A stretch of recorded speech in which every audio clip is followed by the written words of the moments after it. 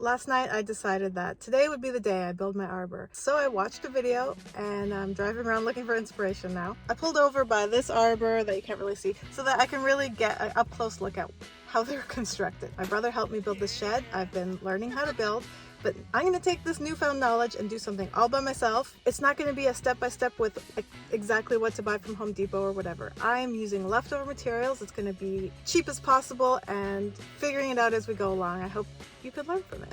First, I need to know what I got, so I'm going to drive to my shed and see what leftover wood I have from building.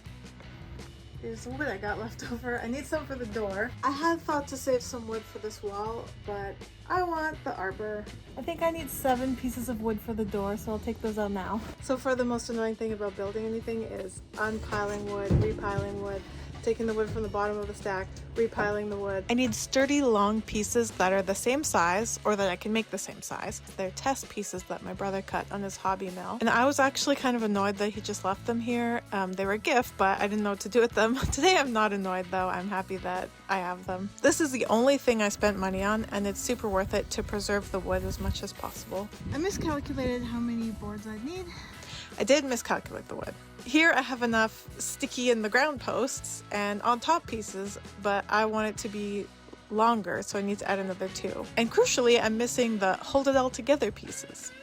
Something happened here, but I think that's fine, and I'm just going to use them as support braces. Not that I'm using the most accurate terminology here, but this is a support brace, this is a support beam. Both will be used in my project. And this is pretty bare bones. I need wood for the vines to climb on. I have this pile of willow branches that I'll use for that. It will make my boyfriend's day to get them out of the garage and not have to trip over them every time we use the car. Here are the materials needed. Some kind of saw, a drill, and one has a countersinker bit so the screws will go in flush and it's less likely to crack the wood. A level and a square. You probably don't need a phone stand. I dropped a saw on my foot when I was building the shed, so we are always wearing proper shoes. I asked my dad and he said burying posts 4 feet is the standard. My boards aren't long enough for that, and I am on solid rock hard clay. So we've got a foot at most, and maybe the clay will make it harden in there and stay sturdy.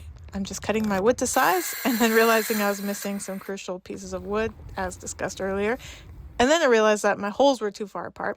I'd recommend using a chalk line or just being better at it than I am. I did learn that it's easier to extend a hole than to dig a new one. Now this is called a support brace. I do want it to not fall over immediately. I want it to be strong, and this will make it all stronger. These are not great pieces of wood, but we're scrounging. I'm cutting off the worst of it at a 45-degree angle. And this was not what I meant to do, so I'm trying to fix it. I keep doing this and I don't get what I'm doing wrong. I know that if it's dying halfway through, I'm not holding it straight, but I feel like I'm holding it straight. And I also think I'm following the line, but obviously not. New wood, older technology. I need 6 of these for every corner. I'm slightly better with a handsaw. And to make it a real arbor, I'll cut in a place for the wood to sit in at the top. So I'm just measuring it out carefully. And to get the square of wood out, I'm making cuts on both sides, and then making more cuts too close together tends to break it off. It would be easier with a jigsaw, but this is what I have. I buried my first 2 posts, and now is time to put it all together. I pre-drilled the nails, which is really helpful when you're building an arbor by yourself. I'm trying to make it level at the top, and it's perfect. But I put one side of the beam too high up, and there wasn't enough room on the other side to make it level. So we're fixing that.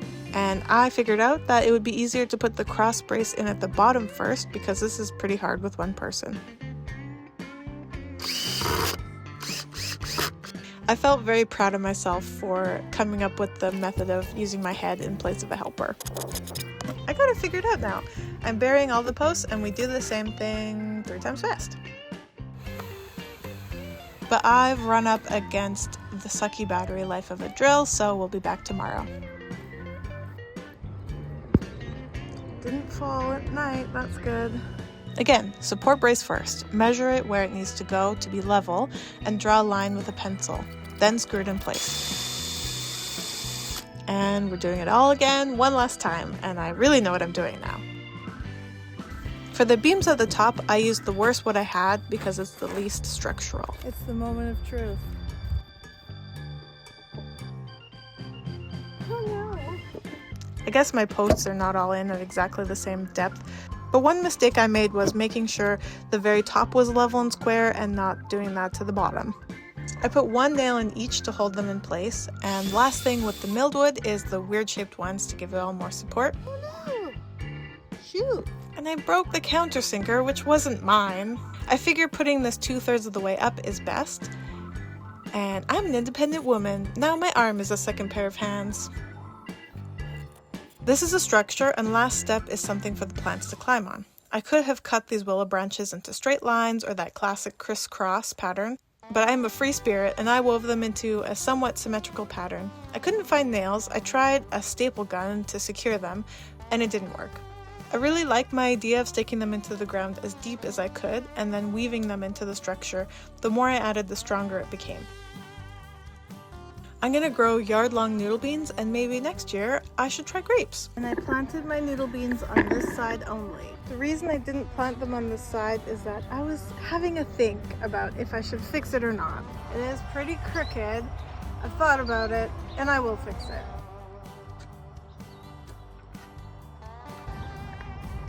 This guy's pretty level on the top. Not level whatsoever on the side. My plan is to move these out a little bit. There's going to be a limit to what I can do with this. That might be good enough. We'll see. I think that's as far as I can go, and now I'm going to take the back and move it up a little bit so that we're all evenly spaced and not at an angle. Even though it's a south-facing angle, it's just not good enough. Left one's too far to the left. Needs to go in. The right side's too high, the left side's too low now, and the left side is flaring out on the bottom to the left too much. 4 beams is probably not enough for the top.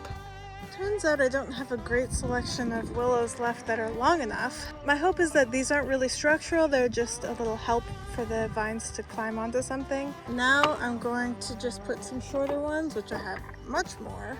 If the willows aren't good, look in the comments because I will keep you updated. This is for my shed to hold the trim in place. I'm trying to not spend any money, so I will sparingly use what I can from here to tack the willow branches in place. Alright, we'll see how this works. Oh, that's really fun actually. I tacked the top pieces in the middle only. I'm going to use weaving again. So this is the final result, and it only cost me $45 because I only paid for the paint. But the trip up north to cut down the wood that I used for all of this, priceless. I'm scared to calculate how much that cost actually. You can watch that adventure here.